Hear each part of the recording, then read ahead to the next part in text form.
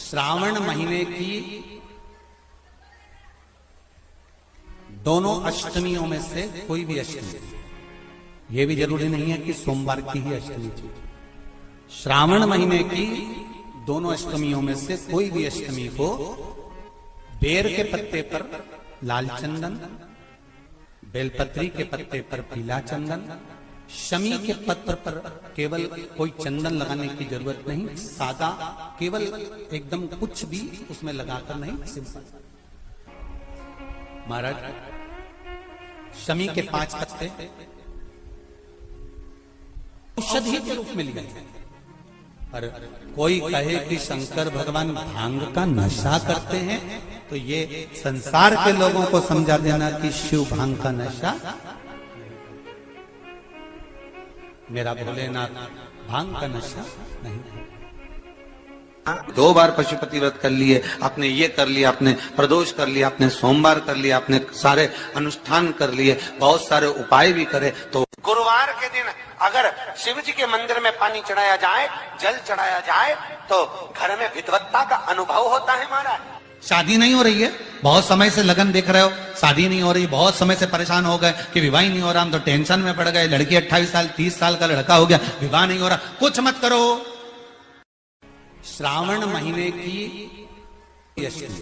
अष्टमी तिथि आए तो अशोक सुंदरी वाली जो जगह है वहां पर हल्दी की 7 बिंदियां लगा दो, लड़का लड़की का हाथ उस बिंदी पर रखवा दो, उसका नाम गोत्र बोलो, उसी हल्दी में उसके हाथ पीला करवा दो, और पीपल के पेड़ पर उस हाथ के 5 छापे पड़वा दो, 3 महीने में विवाह पक्का हो जाता है। महाराज उसका इतना, अशोक सुंदरी के उस हल्दी का इतना प्रमाण। विकलांग है, डॉक्टर ने कहा इस बच्चे का विकास नहीं हो रहा, बच्चे की बुद्धि काम नहीं कर रही है, बच्चे का शरीर काम नहीं कर रहा है, कहीं हाथ कहीं पैर में कहीं तकलीफ हो रही है, बच्चे का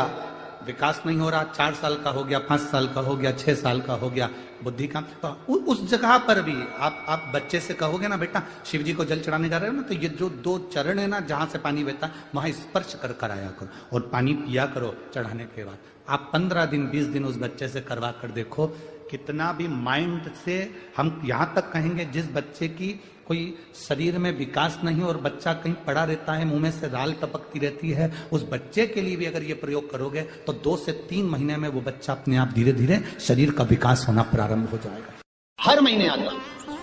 जब आपके हृदय में कभी कोई बात आ जाए कि बाबा आज मेरा मन ये कह रहा है और आपको सुनना है बाबा, आपको स्वीकारना है बाबा, आपको मेरे मन की बात जानना है बाबा, बस हाथ में चंदन लगाया, बेलपत्री का भाग इस तरह से पकड़कर शिव जी से अपने हृदय की बात कहकर, मेरे देवादिदेव महादेव से दिल से कहकर, अशोक सुंदरी वाली जो जगह होती है, आपको बताया है अशोक सुंदरी का जो स्थान होता है, ये शिवलिंग या अशोक सुंदरी की जगह, इस बेलपत्र को अशोक सुंदरी वाली जगह पर जहाँ शिवलिंग है, शिवलिंग की साइड पर पहले नंबर की पत्ती का मुख होना चाहिए, बस उसको रख दीजिए और उस पर थोड़ी देर हाथ रखकर अपने हृदय की बात मेरे महादेव को दिल से कहकर आ जाइए कि अष्टमी या अगला प्रदोष या अगली शिवरात्रि जब आती है, मेरा महादेव आपकी मनोकामना का भाव पूर्ण करता है। जी का मंदिर तुम जा रहे हो, शिव जी पे जल चढ़ाने के लिए जा रहे हो, तो निवेदन है बीच में तुम्हारी मौसी, काकी, मामा, फूफा, सहेली, रिश्तेदार का नातेदार, बेस्ट फ्रेंड किसी का भी घर पड़ जाए, शंकर के मंदिर जाते समय और शंकर के मंदिर से वापस घर आते समय किसी के दरवाजे पर मत रुको, सीधे अपने घर पर ही रुको। भगवान विष्णु ने जाते हुए शिव बाबा को देखा, शंकर भगवान से, भगवान नारायण ने कहा आप कुछ कहेंगे नहीं? भगवान शंकर कहते हैं नारायण चिंता मत करो, ये बद्रिकाश्रम में जो आएगा चने की दाल चढ़ा कर जाएगा, चने की दाल को मंदिर के पीछे बैठकर ओम नमः शिवाय बोलकर जो नारायण को समर्पित करेगा, उसके मनवांचित फल को मैं 3 महीने में पूरा कर दूंगा, उसके मन की कामना को मैं 3 माह में पूर्ण कर दूंगा। आज भी नियम है, चने की दाल को लेकर जाते हैं, बद्रिकाश्रम के मंदिर के पीछे बैठकर चने की दाल को लेकर ओम नमः शिवाय का जाप करते हैं, 7 बार ओम नमः शिवाय बोलकर चने की दाल वापस घूमकर भगवान विष्णु को समर्पित करी जाती है, तो 3 महीने में मनोकामना पूरी हो जाती है। उस चने की दाल का इतना श्रावण महीने में 5 स्थान ऐसे हैं जहां का दर्शन आपके जीवन को एक आनंद प्रदान करता है। पहला है बेलपत्र के वृक्ष के नीचे जाकर ऊपर की ओर मुख कर बेलपत्र का दर्शन करें। यह आपको जीवन में सुख प्रदान करेगा। दूसरा है शिवालय के नजदीक में पहुंचकर भगवान शंकर के शिखर का दर्शन करना। तीसरा है मंदिर के अंदर शिवालय में पहुंचकर नंदी का दर्शन करना। चौथा है भगवान शंकर के मंदिर में पहुंचकर जो जलाधारी लगी होती है, डमरू त्रिशूल रखा होता है, उसका दर्शन करना। और पांचवा है मेरे देव अधिदेव महादेव के शिवलिंग का दर्शन करना। यह हमारे जीवन को एक आनंद और सुख प्रदान करता है। श्री शिवाय नमस्ते। अगर कोई व्यक्ति मंदिर में बेलपत्र चढ़ा हुआ है और बेलपत्र उसने एकत्रित कर लिया मंदिर के अंदर ही, और मंदिर में बेलपत्र एकत्रित कर कर धागा लिया, और उस कच्चे धागे में, उस कच्चे धागे के अंदर अगर उस बेलपत्र की डंडी को पीछे से उसने एक एक साधारण सी गांठ लगाकर उस बेलपत्र की माला को सिद्ध कर लिया, हल्की सी कच्चे सूत की गांठ लगाते लगाते मंदिर की चढ़ी हुई बेलपत्र को, शंकर पर चढ़ी हुई बेलपत्र को, शंकर की चढ़ी हुई बेलपत्र को ही उसने गांठ लगाकर जब माला सिद्ध कर ली, और सिद्ध कर कर अगर वही माला भगवान शंकर को अर्पित कर देती है, तो कहते हैं कि हमारा फिर पुनर्जन्म होता ही नहीं है। इस संसार सागर से हमारी मुक्ति हो ही जाती है, पुनर्जन्म से हम छूट जाते। इस पवित्र महीने में बाबा देवाधिदेव महादेव अपने भक्तों के लिए कुबेर का भंडार खोल देते हैं। ऐसे पवित्र महीने में आप शिव को पाने का प्रयास करें। शिव किसी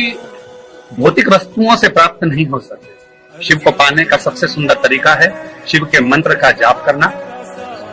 भगवान शंकर को जल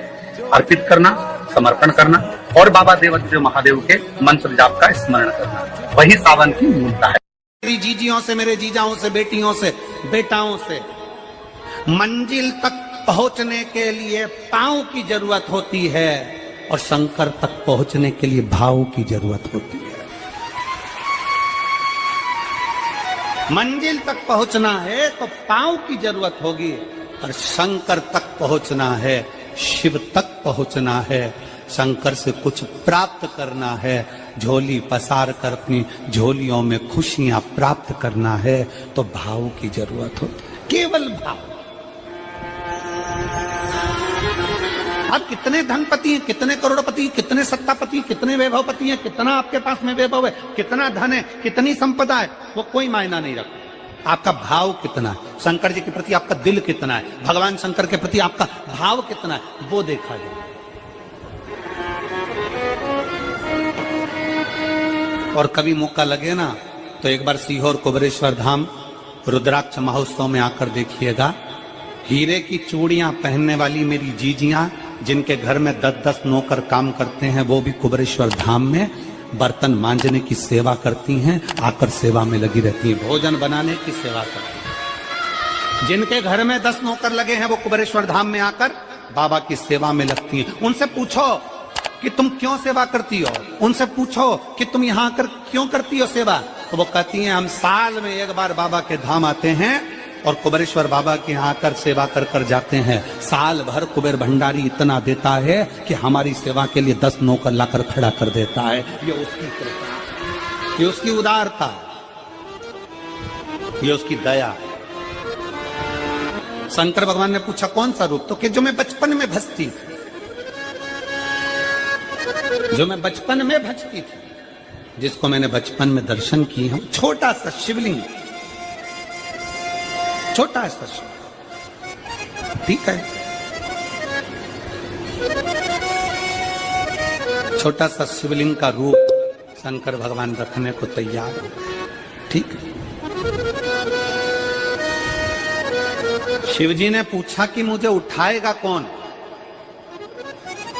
पार्वती जी मुस्कुरा कर कहती हैं, सुनो भोलेनाथ, आप अगर अपने असली स्वरूप में बैठते हो ना, तो दुनिया का कोई तुम्हें तिल भर नहीं हिला सकता, पर जब तुम छोटे से शिवलिंग के स्वरूप में हो जाते हो, तो कोई बच्चा भी तुम्हें गोदी में ले लेता है, क्योंकि वो आपको भोला मानता है, वो आपको भोला मानता है, वो आपको भोला समझता है, सरल सहज।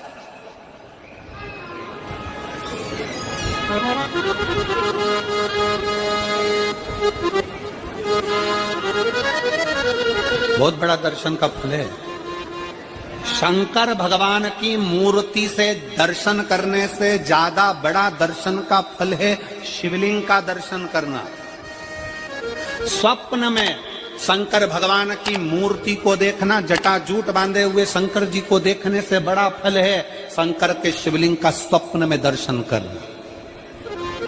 अगर सपने में किसी को शंकर का शिवलिंग दिखता है, सपने में कोई अपने घर से पानी चढ़ाने शंकर को जा रहा है, मैं लोटा भर के जल चढ़ा रही हूं, सपने में दिख रहा।